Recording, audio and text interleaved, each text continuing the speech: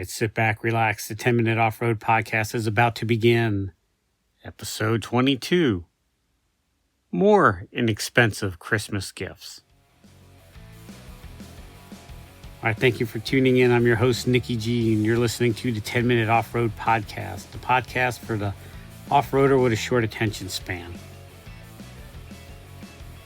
Let's just dive right in. Last episode, we talked about cheap Christmas gifts and what you can get for the Jeeper in your life without spending a ton of cash.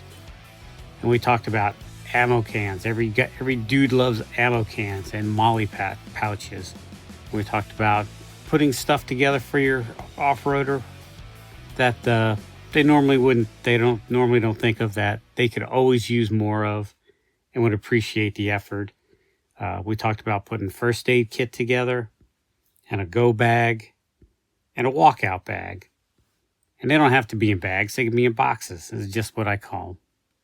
I'm going to talk about items that if you don't have in your Jeep, it would be good to have. And when I say Jeep, I mean rig. Items that you don't have in your rig. A tire repair kit. A lot of people don't have a tire repair kit. And you can go to Walmart and get the tire. It's called a tire repair kit. And it's 2 tools, some rubber plugs, and some glue. And then you take that, you buy some valve stems. They come in different sizes, just a handful of them. They're all a handful of different lengths. And then some valve cores, and you can get these on Amazon or eBay. Then also a valve core tool and a valve stem tool to put them in and take them out. And then some rubber cement also wouldn't hurt, and you get that at the same aisle where you bought the plug kit. And then a razor blade or a cheap little razor knife or X-Acto knife to trim the excess, and then a pair of needle nose pliers. You put all that in, it'll all fit in a pencil box, and that's a tire repair kit. And then they have a flat on the trail, they can just plug it. And they'll end up using it in the driveway more than anything. All right, next on my list of cheap kits to make. And again, this fits great in an ammo can. And an ammo can is leak proof. It has a rubber seal on it so it doesn't leak. So this works great. I call it a fluid kit. I carry one in an ammo can. I have it strapped down to my roof rack because I don't even like having these fluids in the vehicle. You just get them a quart of oil. If you don't know what kind of oil they have in their vehicle, you can't go wrong with 10W30. Chances are, if you're in an emergency situation, the wrong viscosity oil is better than no oil. But if you can't figure out what kind of oil they have, 10W30 you can't go wrong with. Power steering fluid. A little bottle of power steering fluid is great. Some .3 brake fluid.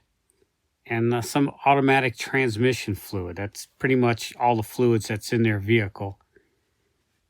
And there's also coolant, which if you carry some water, that's great for that. And a differential fluid, but that's kind of hard to carry. It usually doesn't come in a nice small quart. But these are the basic fluids that you should carry: a quart of oil, power steering fluid, brake fluid, and automatic transmission fluid. You can get those at the dollar store. They sell nice little small cans or small bottles of it. And they fit great in an ammo. You can fit all 4 of those in an ammo can perfectly. And while you're there, get a small can of their knockoff WD fluid, knockoff WD-40. And that'll fit in that can too. And that'll be great. Next on my list is goes along with the fluid kit. I call a spill kit, and you put this in a tote, or it'll fit in an ammo can if you get the right stuff. But some absorbent mat. They call them pig mats. You get them at AutoZone or online or any place. Well, online or auto parts store. But an absorbent mat. And some paper towels and garbage bags. And that'll fit in an ammo can. But if you can't find the absorbent mat, then get a Rubbermaid tote and a small bag, 1 or 2 pound bag of kitty litter. And we'll call that that's a spill kit. I tell you, that's stuff we never think about carrying until we need it. All right, next on the list is an electrical kit. This is another stuff a lot of people don't think to bring. But we would be glad if somebody made it for us. It's called electrical kit, and it has just fuses in it. And now you got to kind of look. You got to kind of do some research and figure out what kind of fuses and relays they have in their vehicle. Get some extra fuses and relays. Then a couple of feet of wire, and you just wrap it up in a ball. 12 gauge wire would be good, 12 or 14 gauge. And some crimp connectors, all various crimp connectors. Some spare taillight bulbs. They're brake lights and turn signal. If we bust out a light, it'd be nice to have a spare bulb, and then we could drive home legally. And then some test leads, which is just a piece of wire with alligator clips on each end, so we can clip on the wires and bypass stuff. And there's all kinds of things you could do with some test leads.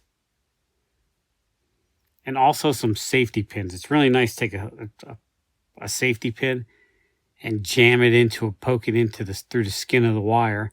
And then you can test the wire. And then also a 12 volt test light works great on that too. Throw that in the kit.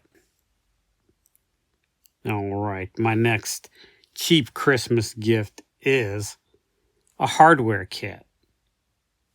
You can go to Harbor Tool and Freight and you can buy a miscellaneous box of nuts and bolts and some washers. And you just throw a handful of screws in there too. Some hose clamps. And Harbor Tool and Freight sells a pack of hose clamps. And even you get those at just about any hardware store. They're about $5 for a box of miscellaneous hose clamps. And then a tube of RTV silicone, which is what we use to make makeshift gaskets out of. The next kit that I carry on my Jeep, I call the spare parts kit. And it's basically, and you have to do some research on this too.